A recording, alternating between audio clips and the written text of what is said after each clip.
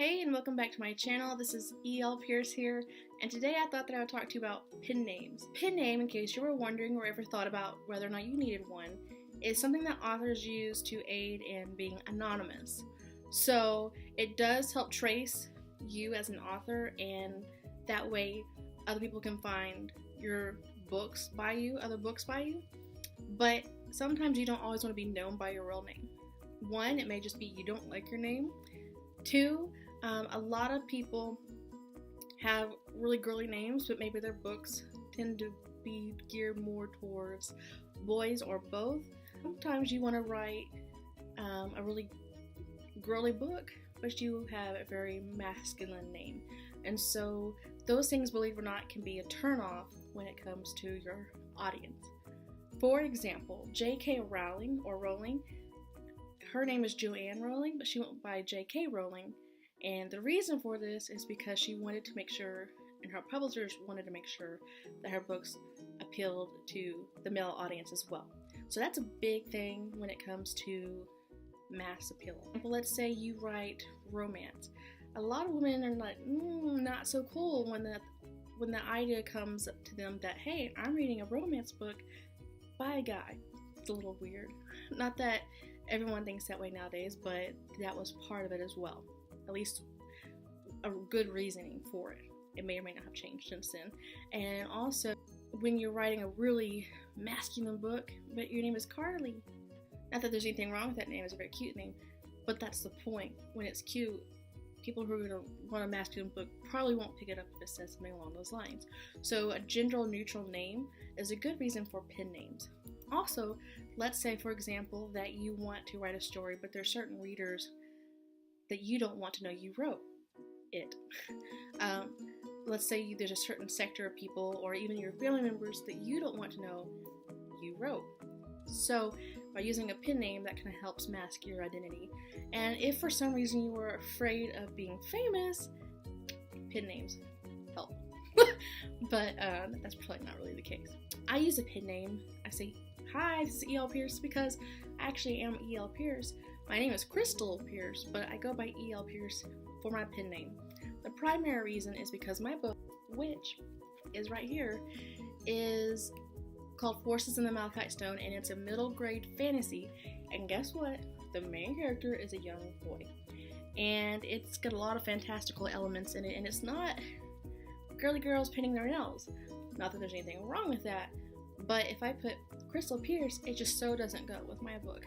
And I want to appeal to both audiences, male and female. Also, it kind of gives you a chance to write more books along that line, and so they know, hey, anything by E.L. Pierce is probably going to be fantastical, fantasy, or science fiction. Whereas if I was writing something else, it might be written under my actual name, which is just Crystal Pierce, or I might come up with another pen name. So those are some reasons that we use pen names, and those are some reasons you may or may not want to use them. Another thing I wanted to talk to you today about is artwork in your books. A lot of people don't really care if they have any kind of artwork in their books, but some do, and I am one of those people. I always call them goodies. Things in your book that are extra than just the text. For example, this may be a map, this may be an author Q&A, pictures, little fun things that really bring your story to life, and I've always really liked that.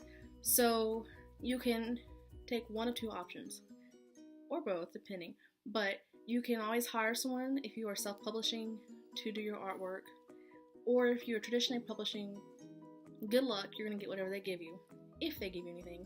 Or three, if you are self-publishing, you can always do your own artwork. That might sound intimidating, and maybe I can do a video on that a little bit more in depth one day, but it is something you can definitely do. And for me personally, I really like line art, and here's kind of an example of what I would like. So this is Kenny and the Dragon by Tony Terlizzi. I probably said that weird. But here's a prime example of some really neat artwork that gives you an idea of what you're looking at, but still leaves plenty of color and other things like that to the imagination, and it allows a lot of the detail to still be left. So I'm in love with this. This is like heaven for me. It just makes me so happy. So this is kind of what I want to do. And so I look at works like that, and if you were interested in doing that, I suggest doing the same. And the first thing you want to do is get a sketchbook. It can be a big, little, whatever works for you. I wouldn't go with the cheapest thing just because it'll bleed through sometimes or will smear. Bleed through if it's a pen or marker, smear if it's a pencil. So keep that in mind. One thing you might want to do is they say to draw every day. So it's really honestly it's the same thing they say to write every day. Either way, your goal is to practice and just enjoy it. Work in the cracks, get it down between commercials when you can, and then sometimes just dedicate time to it. But here's an example. So you can draw lines, practice your stroke, just go back and forth like 10 times and make your circle and let your hand flow instead of doing this, let your hand flow. And there's plenty of YouTube tutorials, so I'm not gonna really give you that much on this. Practice your shapes and going back and forth and look at everything as a shape. That kind of helps. And then start practicing things from both your mind and visually, however it works best for you. So here's an example of a feather. I was starting out light and then I went a lot darker. I didn't curve. There's a lot of things, not great with it, but the key here is to practice. And so I want to get to the point where I can actually draw and illustrate for my book so that I have control over what's in my story. So another thing I thought I would go ahead and advertise really quickly, just because I want to, is if you do like to draw and you want to kind of refine your drawing, here's a really neat tool that you may have not known about, that I didn't know about, so hey, you never know, might be someone else out there. This is called a brush marker, and it's really neat. They can be up to $7.99 down to $2.99. This was $4.99. Let me show you why I think it's neat. So here it is. This tip is really cool, but it drags. It's like a feather, but not. And you can go really thick or really light strokes, so it's really cool. And then you have this, which is pretty thick, so that kind of gives you a way to kind of go through and kind of give some of your work definition. I'll give you a brief example, and this is by no way toy, yay, but as examples. This was actually drawn by Tony Ditterlizzi, the same person, the artwork I showed you from a minute ago. And I lose a lot of the detail by using marker, but you can kind of see how I can do really thick lines, thin lines, just with that. So that is really cool. And one of the biggest reasons I wanted to bring the idea of artwork into this video is because, just like with pen names, you have the option to do it or not. You have the option to do your own artwork, especially if you are self-publishing. And I don't want that to be something that you think you can never do.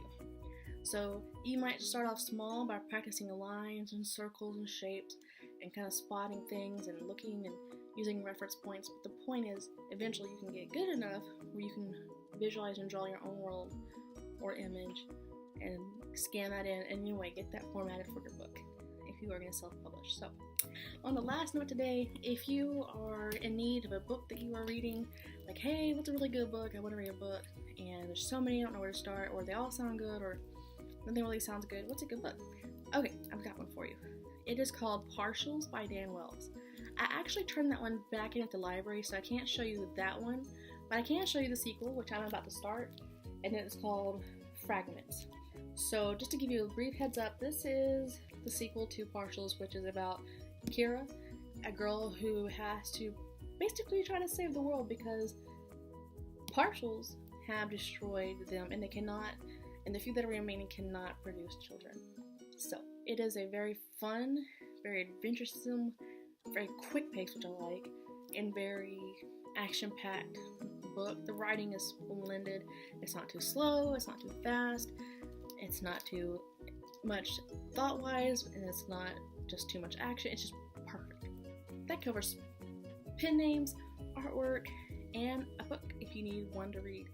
Thought I'd throw that idea out there, and if you have any comments you want to leave in the box below, go ahead and do so. Definitely hit like if you like the video, and subscribe it, because if you want to see more of my videos, that'll be the quickest way to know I've got one out there for you.